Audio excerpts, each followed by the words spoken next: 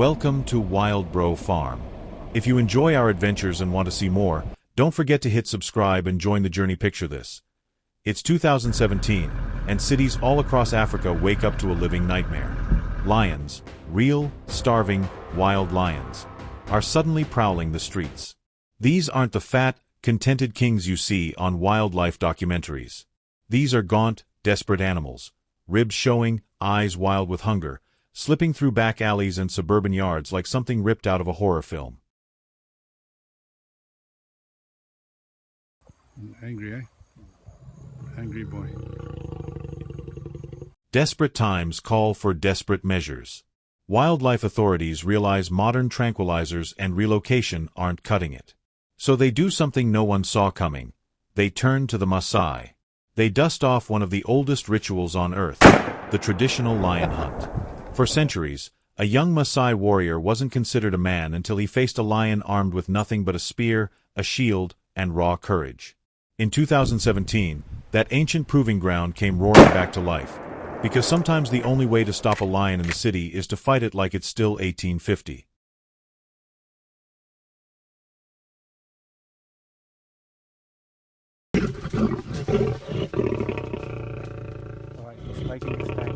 For centuries among the Maasai and other East African warriors, killing a lion with nothing but a spear wasn't about sport or bloodlust. It was the ultimate rite of passage, the moment a teenage boy crossed the line into manhood. Picture it, a young warrior standing his ground as 500 pounds of muscle and fury charges straight at him, the ground trembling beneath that bone-rattling roar. One thrust of the spear and, if he walked away, he earned the right to wear the lion's mane as a headdress for the rest of his life. That thick, dark crown wasn't fashion. It was living proof of courage most of us will never have to find inside ourselves.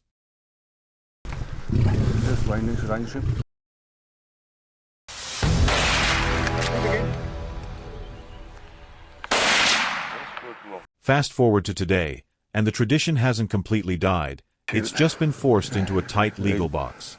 If you want to hunt a lion legally in 2025, your options are narrow. Certain provinces in South Africa, like Limpopo, specific concessions in Tanzania, a couple of places in Zimbabwe, Namibia, or Zambia. Anywhere else, you're looking at poaching charges and serious prison time. Even inside the legal zones, the government doesn't mess around. You need hard-to-get permits. Big quotas are a thing of the past, and the paperwork can take a year or more.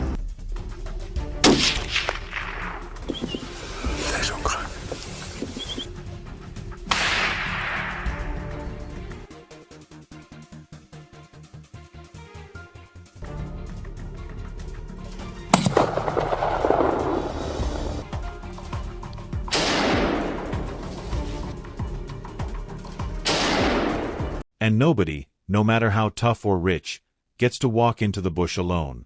Regulations now demand a minimum of 2 professional hunters plus the client, usually backed up by trackers and game scouts.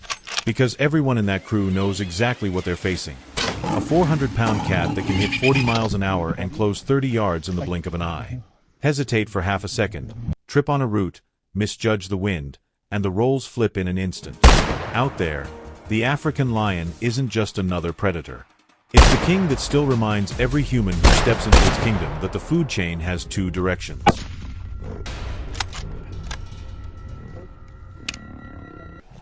Good shot, good shot, good shot. Take him, take him. Okay, good, okay. Hold on. The lion doesn't wear a crown, he doesn't need one. Out on the African savannah, one earth-shaking roar is all it takes to remind every animal who rules.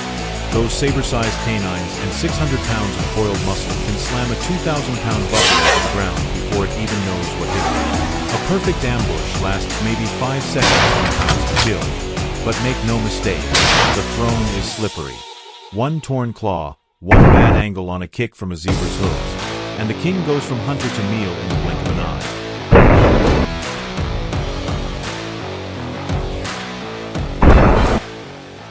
Now picture this, Zimbabwe, dead of summer, 100 degrees and climbing. The grass is baked golden, the air feels thick enough to chew, and shade is nothing but a rumor. You're pushing through a tangle of weight-a-bit thorns when the world suddenly goes quiet. Then you see a massive male lion, mane like burnt copper, staring straight at you with those cold, yellow eyes that haven't blinked once. Your pulse is hammering so loud you'd swear it. This isn't some zoo enclosure with a plexiglass wall or a Hollywood soundstage. This is real. And right now, you're standing on his dinner plate.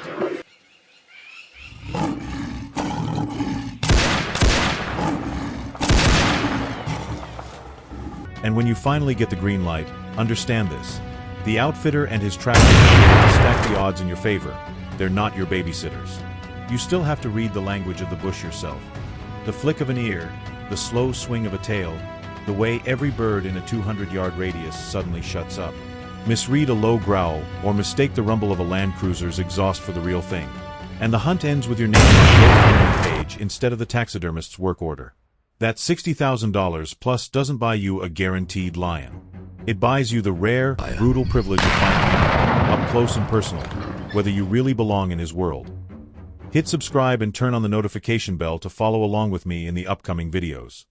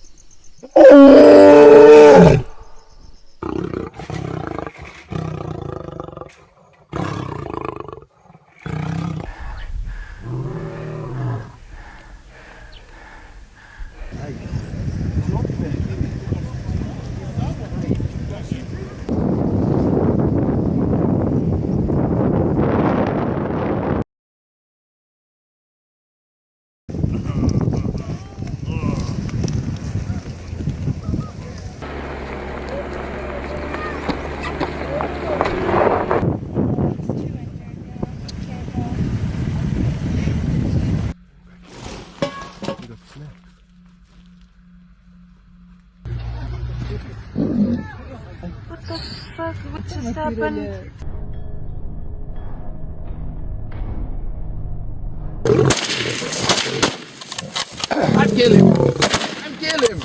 Motivates us to keep bringing you wild hunts, nature explorations, and thrilling adventure stories.